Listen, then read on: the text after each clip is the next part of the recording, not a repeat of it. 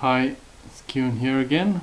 It's been about a month since I made a video. I think that's mainly because it's been summer here in London, and we also had a guest staying with us, so I didn't have quite as much time as normal. So I was having a pretty good time. I had some time off work as well, but not so much time for making videos. So I'm gonna hopefully crack on with more videos now. Okay, so I'm thinking about morality again, and it occurs to me that morality, it's a subject that some people think kind of has slightly different core questions to other people, and people with different kind of moral conclusions often seem to have different kind of slightly different focus on what morality is, or what the key sort of questions morality are. Okay, I've made a list which will be below the screen here, or below the picture of me here,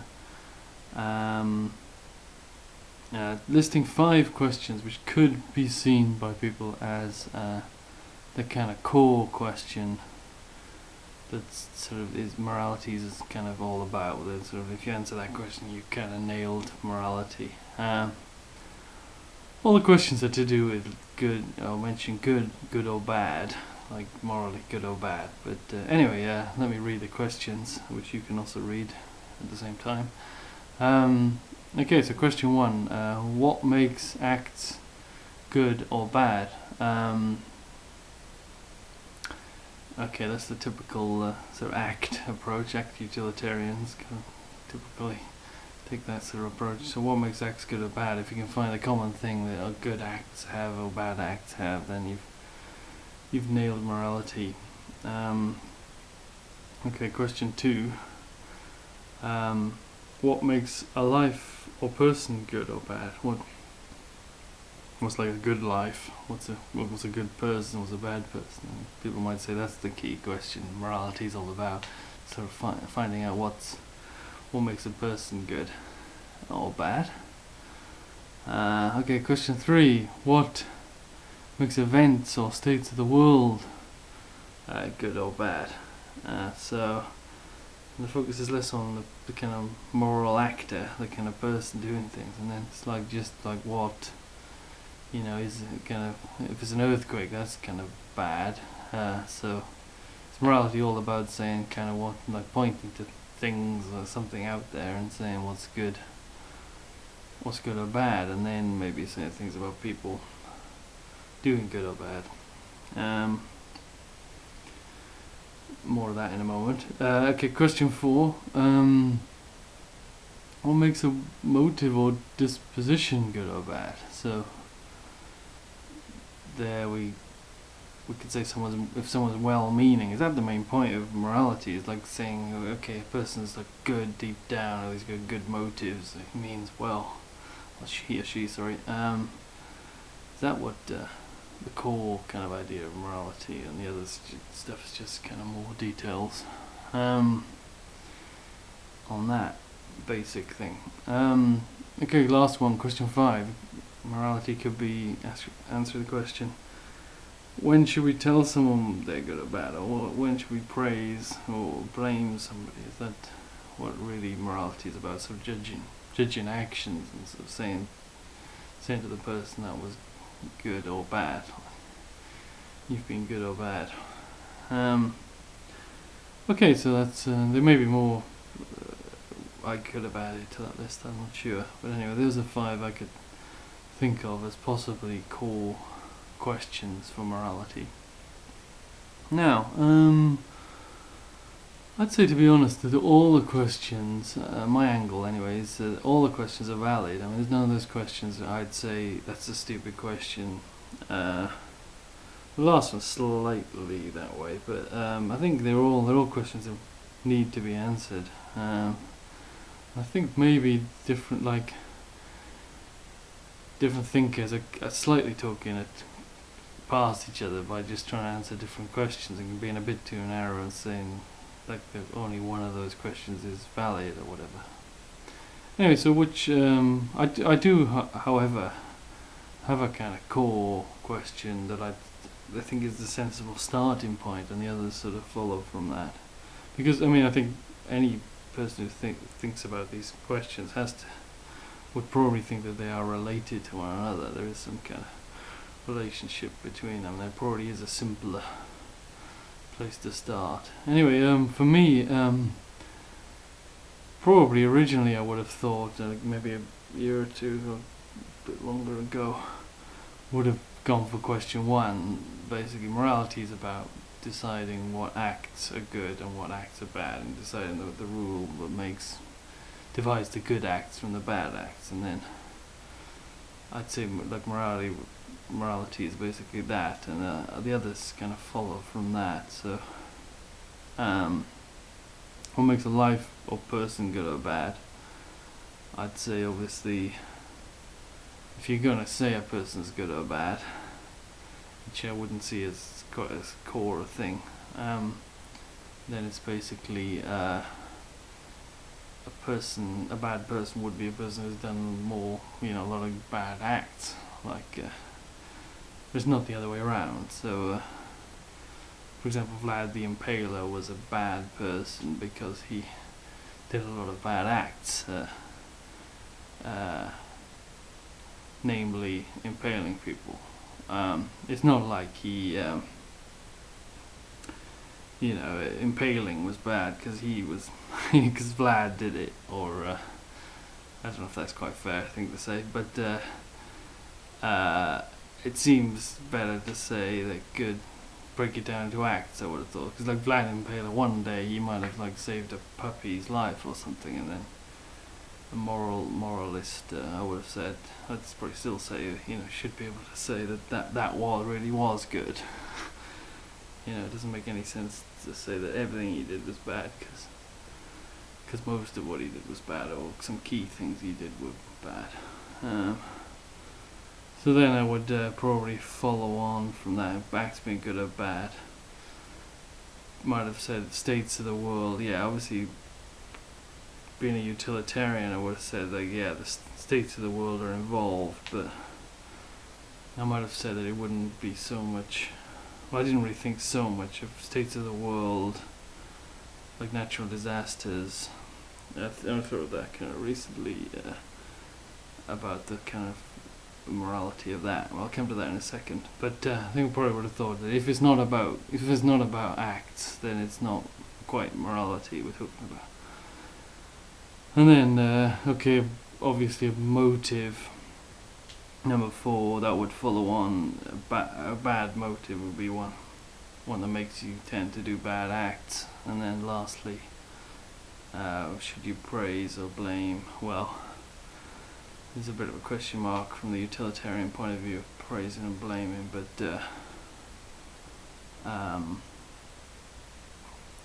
basically, if you're going to praise or blame, it would be again with acts. I've always been a utilitarian, so the acts would always be a good act would always be an act that gives rise to pleasure. A bad act would be one that reduces pleasure or increases pain, which is negative pleasure.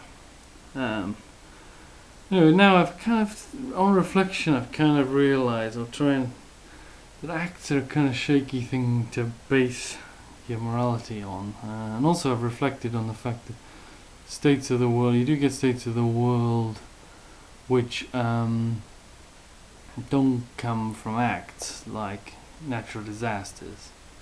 And I think I've decided now that actually the core question should be the answer to question 3, which is what makes events a state of the world good or bad. Answer: the amount of pleasure in the world. So that includes natural disasters.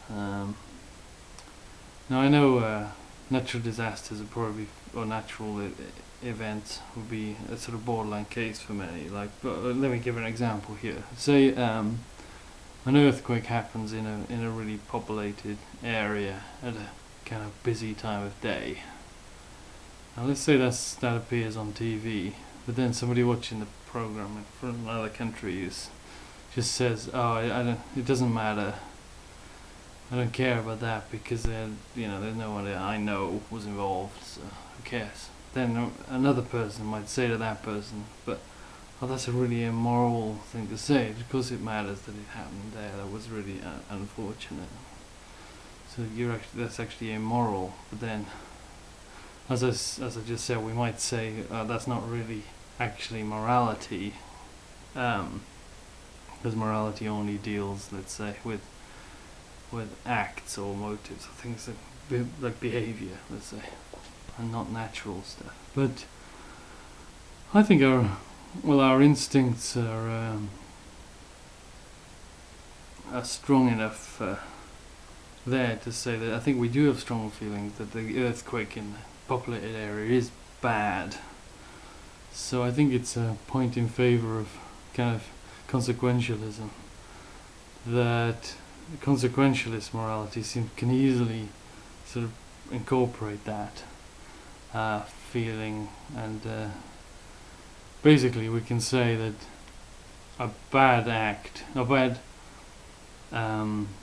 the earthquake is bad because it gives rise to pain, and that's exactly what we say with bad acts. So it seems to quite elegantly include this kind of natural values, natural events. Also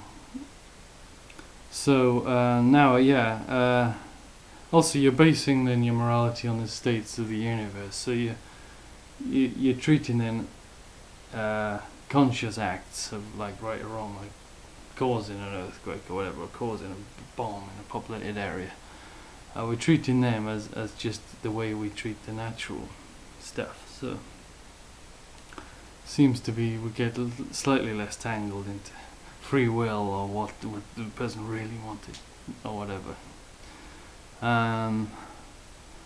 But no, I'm beginning to think now recently that question 4 is just as valid a thing for utilitarians to focus on as question 1, like basically motives. You can sort of say the same thing about motives as you say about acts. I mean, a good or a bad motive is just a motive that tends to give rise to more pain or pleasure. So, and even you can have motives that actually directly give in rise to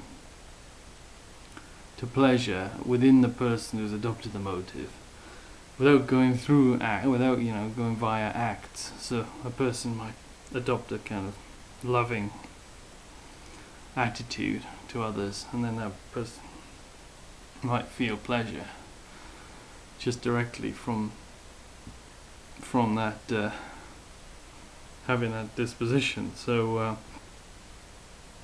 in that case there's a motive being good in one sense, because it makes that person, gives that person pleasure. So but mostly, I mean, motives do operate, a good or bad via acts, causing acts, and then the acts cause the pain or the pleasure.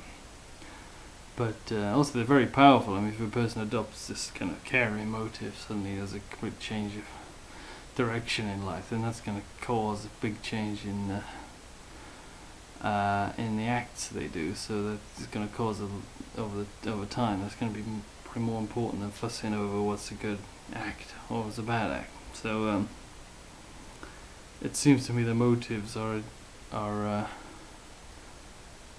I'm not sure if I go as far as call themselves I think a lot of people call themselves motive utilitarians, but anyway, it seems that they're partly right, because motives seem to be a legitimate thing for utilitarians to talk about if they kind of start from this event point of view.